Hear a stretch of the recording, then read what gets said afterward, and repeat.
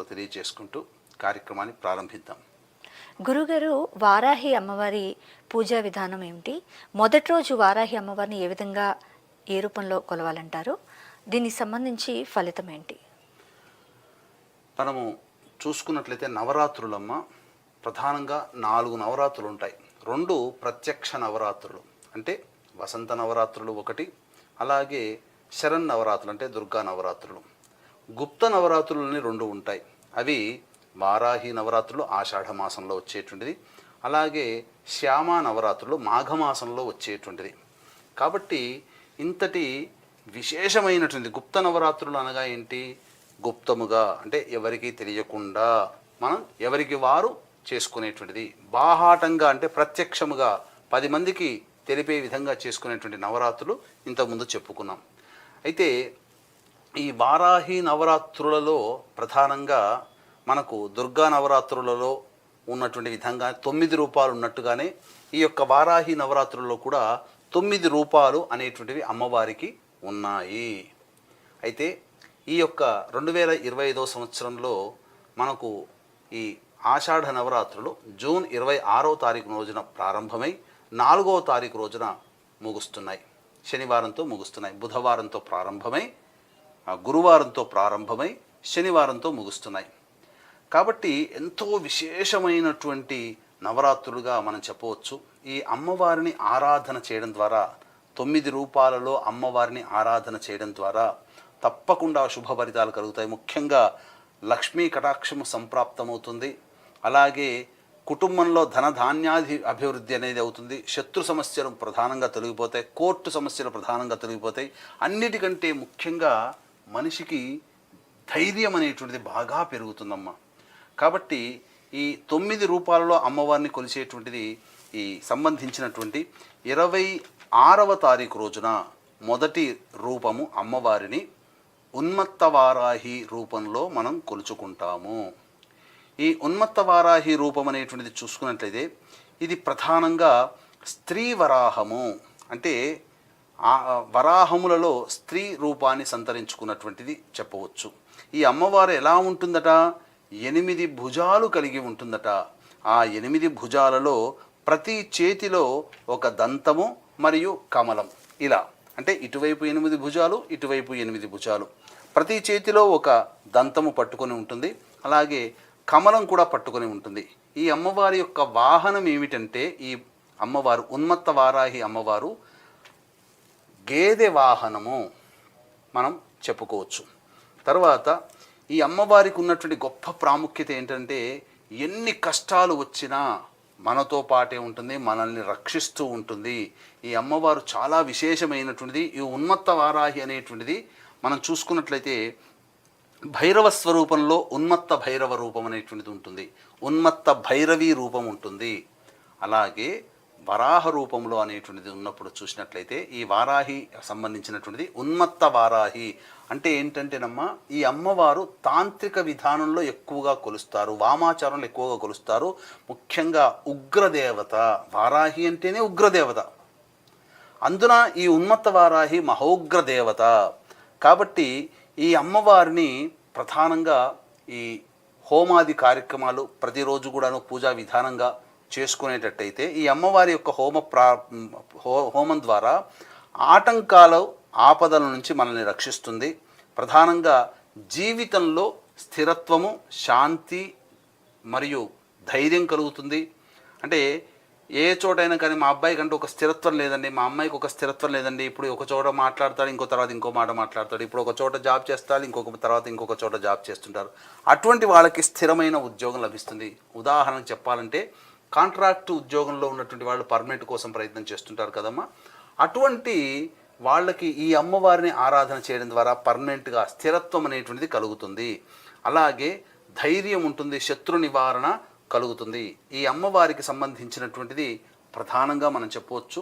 ఈ అమ్మవారికి నైవేద్యముగా పాలతో చేసినటువంటి నైవేద్యము అంటే చక్కెర పొంగలి ఇలా చెప్పవచ్చు. ఈ విధంగా అమ్మవారికి సంబంధించినటువంటిది చేసుకోవాలి. అయితే వీక్షించేటువంటి ప్రేక్షకులు కూడా ప్రధానంగా వారాహి నవరాత్రులు అనేటప్పుడు చాలామంది మనకు సమయం ఉన్నటువంటిది ఉదయం పూట కదా అని అనుకుంటారు. కానీ మనం గమనించుకున్నట్లయితే ఈ వారాహి అమ్మవారు క్షేత్రపాలకురాలుగా ఉన్నటువంటి క్షేత్రము, ఏకైక క్షేత్రము కాశీ క్షేత్రం.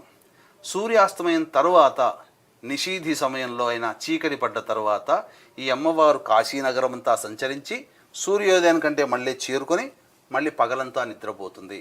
కాబట్టి ఈ పూజ చేయాలనుకునేటువంటి వాళ్ళు సూర్యోదయం కంటే ముందైనా పూజ ప్రారంభించుకోవచ్చు, సూర్యాస్తమయం తర్వాతనైనా కానీ చేసుకోవాలి. ముఖ్యంగా ఎప్పుడు ప్రారంభించినా చేయాల్సినటువంటిది మొట్టమొదలు దంతధావనం చేసుకోవాలి. ఈ నియమాన్ని పాటించుకున్నట్లయితే తప్పకుండా మొట్టమొదటి రోజు ఈ అమ్మవారిని బృహత్వారాహి రూపంలో మనం కొలుచుకోవాలి అని చెప్పవచ్చు. గురుగారు, అలాగే అమ్మవారికి ధూపం అంటే చాలా ఇష్టం అంటారు. ముఖ్యంగా ఎటువంటి ధూపం వేయాలంటారు అమ్మవారికి? ప్రధానంగా ఈ అమ్మవారికి సంబంధించినటువంటి పూజా విధానాలలో అమ్మవారికి ధూపమన్న, నైవేద్యమైన చాలా ప్రీతికరం. కాబట్టి ఈ యొక్క కార్యక్రమంలో చాలా విశేషమైనటువంటి మనం తెలుసుకుందాం. ముఖ్యంగా చూసుకున్నట్లయితే ఈ అమ్మవారికి ప్రధానంగా చేసేటప్పుడు అమ్మవారికి అష్టోత్తరం ఉంటుంది పూజా విధానంలో. ఎవరైనా చేసుకోవచ్చునండి ఈ పూజ అనేటువంటిది. బాలురు, బాలికలు, యజమానులు, యజమానురాలు, పూర్వ సువాసినులు, వృద్ధులు ఎవరైనా చేసుకోవచ్చు. కాకపోతే నియమం ఏమిటంటే ఇంట్లో స్త్రీలు రజస్వల అనగా ఋతుమతి అయినప్పుడు, ప్రతి నెల ఋతుమతి అయినప్పుడు అవన్నీ ఇంట్లో కలుపుకునే ఆచారం గనక ఉంటే చేసుకోకుండా ఉండడమే మేలు. ఎందుకంటే ఈ వారాహి అమ్మవారు మహోగ్రమైనటువంటి దేవతగా చెప్పబడి ఉంది. అమ్మవారికి శుచి, శుభ్రత అంటే చాలా ప్రాముఖ్యత. సాక్షాత్తు లక్ష్మీ స్వరూపము. ఎత్ర శుచి తత్ర దేవత. ఎక్కడ శుచి శుభ్రత ఉంటుందో అక్కడ దేవతలు నివసిస్తూ ఉంటుంటారు. కాబట్టి ముఖ్యంగా ఉగ్రదేవతని మనం పూజ చేసేటప్పుడు ఒళ్ళు దగ్గర పెట్టుకొని చేయాలి. ఈ నియమాన్ని చాలామంది పాటించడం లేదు. ఇంట్లో మామూలుగా ఈ ఇంట్లో ఉండేటువంటి కరెంటు తీగను ముట్టుకోవడం వేరు, హై టెన్షన్ వైర్ని మన ఇంట్లో కరెంటే, అక్కడ కరెంటే, ఇక్కడ కూడా కరెంటే, కానీ దాన్ని ముట్టుకుంటే ఉంటుందమ్మా, ప్రాణమే పోతుంది. ఇంట్లో ఉన్న తీగను ముట్టుకుంటే కొద్దిగా షాక్ కొడుతుంది, కొద్దిసేపు బాధపడతాం. అట్లాగే కరెంటు వైర్ను ముట్టుకుంటే మనం అక్కడికక్కడికే మనం సమాప్తం చేసుకోవాలి. అంతటి కరెంటు వైరు కంటే హై వోల్టేజ్లో ఉన్నటువంటి శక్తి కలిగినటువంటి అమ్మవారిని భరించడం చాలా కష్టం అండి. కాబట్టి వీక్షించేటువంటి ప్రేక్షకులు నిష్టగా చేసుకోగలుగుతామంటేనే ఈ వారాహి అమ్మవారిని మీరు పూజ చేసుకోండి. తప్పేమీ లేదు, ఎవరైనా చేయవచ్చు. ఎప్పుడో అనాదిగా చేశారు కదా. చెయ్యలేని పక్షంలో ఏదో యథావిధిగా తూతూ మంత్రంగా మనసు ఎక్కడో పెట్టుకొని మనిషి ఇక్కడ ఉండి చేస్తూ ఉంటే ఆ అమ్మవారు అనుగ్రహించకపోగా తిరిగి మనల్ని మళ్ళీ కోపముతో ఆగ్రహాన్ని చూపిస్తే ఆ అమ్మవారి ఆగ్రహాన్ని తట్టుకునే శక్తి సామాన్యమైన మనకు ఉండదండి. కాబట్టి అన్నీ ఆలోచించుకొని కార్యక్రమాన్ని మొదలుపెట్టుకుని అమ్మవారి పూజ చేయగలిగితే నిశ్చలమైనటువంటి భక్తితో, విశ్వాసముతో, నమ్మకంతో ఆ అమ్మవారి పాదాలు పట్టుకుంటే ఆ అమ్మవారు సాధించిందంటూ ఏమీ లేదు. ఇప్పటికీ కూడా నా వ్యక్తిగతమైనటువంటి అనుభవంలో ఎంతోమందిని నేను చూస్తూ ఉన్నాను. కాబట్టి చక్కగా మీరు చేసుకోవచ్చు. అయితే వీక్షించేటువంటి ప్రేక్షకులకి గమనిక, ఈ యొక్క వారాహి నవరాత్రుల సందర్భంగా అందరూ పూజ చేసుకుంటారు, పూజ చేసుకోలేని వాళ్ళు ఉంటారు. అమ్మవారికి సంబంధించి అనుగ్రహం అందరికీ అందించాలనేటువంటి యొక్క సదుద్దేశముతో 4వ తారీఖు రోజున అమ్మవారికి 10వ అవతారమైనటువంటి ఆదివరాహి స్వరూపంగా ఉన్నటువంటి ఆ 4వ తారీఖు రోజున, 4 జూలై తారీఖు రోజున మన పీఠమాధ్వర్యంలో ఈ 9 వారాహీలకి సంబంధించినటువంటి హోమాది కార్యక్రమాలు చక్కగా చేయించడం జరుగుతుంది. ఈ కార్యక్రమంలో పాల్గొన్నటువంటి వాళ్ళకి శంకరుంగలి మాలని మీకు శక్తిపాతం చేసి ఇవ్వడం జరుగుతుంది. అవకాశం ఉన్న వాళ్ళు కార్యక్రమ తదనంతరం కాంటాక్ట్ చేసి పూర్తి వివరాలు తెలుసుకోవచ్చు. ఇక గమనించుకున్నట్లయితే ఈ అమ్మవారికి సంబంధించి చిత్రపటం తెచ్చుకోవచ్చు, లేదా విగ్రహాన్ని అయినా తెచ్చుకోవచ్చు. అమ్మ చిన్నపాటి విగ్రహాన్ని తెచ్చుకోవచ్చు. ప్రతిరోజు కూడా విగ్రహం తెచ్చుకుంటే ధూపదీప నైవేద్యము, అభిషేకం ద్వారా మనం చేసుకోవచ్చు.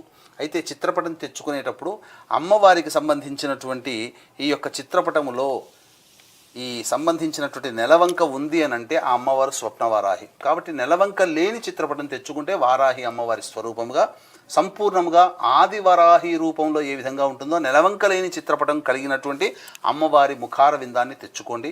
ముఖ్యంగా అమ్మవారు ధరించినటువంటి వస్త్రము ఎరుపు వర్ణంలోనైనా కానీ లేదా కాంతివంతముగా ఉన్నటువంటిదైతే చాలా శుభకరము. కాంతివంతముగా శ్వేత వస్త్రంతో ఉండి కాంతివంతముగా ఉంటే చాలా సాత్వికంగా అమ్మవారు ఉంటుంది.